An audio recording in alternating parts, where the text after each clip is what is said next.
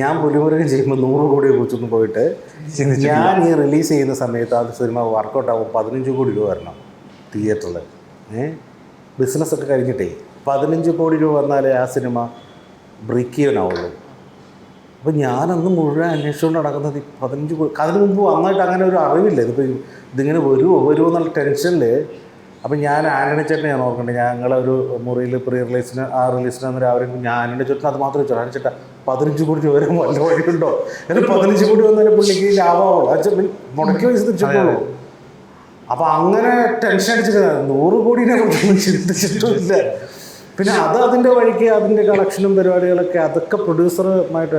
നമ്മളെ സംബന്ധിച്ചിടത്തോളം എൻ്റെ പോളിസി ഇത്രേ ഉള്ളൂ, ഇൻവെസ്റ്റ് ചെയ്യുന്ന പൈസ തിരിച്ചു കിട്ടണം. അത് ഫസ്റ്റ് പ്രശ്നമാണ്. അല്ലെങ്കിൽ നമുക്ക് പിന്നെ ഉറങ്ങാൻ പറ്റില്ല. നമുക്ക് പിന്നെ ഒരാൾ നമ്മൾ വിശ്വസിച്ച് പൈസ ഇടുന്നല്ലേ, അപ്പോൾ ആ പൈസ തിരിച്ചു കിട്ടണം എന്ന് പറഞ്ഞാൽ നമ്മൾ ടെൻഷനുള്ളൂ. ബാക്കി എത്ര കിട്ടിയാലും കുഴപ്പമില്ല, ഭയങ്കര ഹാപ്പിയാണ്.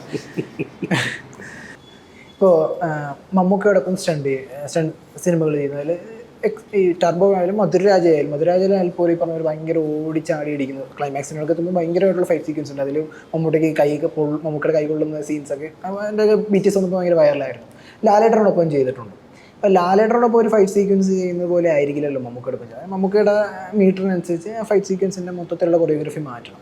ഇവർ തമ്മിലുള്ള ഈ ഫൈറ്റ് സീക്വൻസിൽ കണ്ടിട്ടുള്ള പ്രധാന വ്യത്യാസം എന്തായിരിക്കും? ലാലേട്ടൻ ഈ പറഞ്ഞ പോലെ ആക്ഷൻ ഭയങ്കര ഇഷ്ടമാണ്. എന്നെ പോലെ തന്നെ ഭ്രാന്തനാണ് ആക്ഷനിൽ.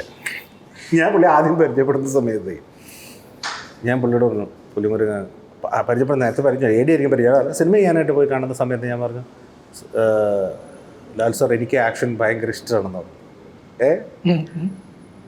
അപ്പോൾ പുള്ളി പറഞ്ഞു എനിക്ക് ഭയങ്കര ഇഷ്ടമാണ്, നമുക്ക് വൻ പൊളി കളിക്കുന്നത്. അപ്പോൾ ഇഷ്ടമുള്ള ആക്ഷനിന് ഇഷ്ടമുള്ള രണ്ടുപേര് തമ്മിൽ വർക്ക് ചെയ്യുമ്പോൾ ഉണ്ടാകുന്നൊരു ഭയങ്കര രസമുള്ള പരിപാടിയുണ്ട്. പിന്നെ പുള്ളി ഈ പറഞ്ഞ പോലെ എത്ര പ്രാവശ്യം വേണമെങ്കിലും ചെയ്യും. എത്ര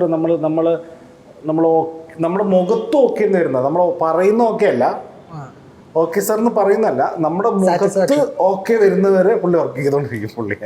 പുള്ളിക്ക് ആക്ഷന് ബേസിക്കലി കുറച്ച് ഭയങ്കര ഇഷ്ടമാണ് ചെയ്യാൻ.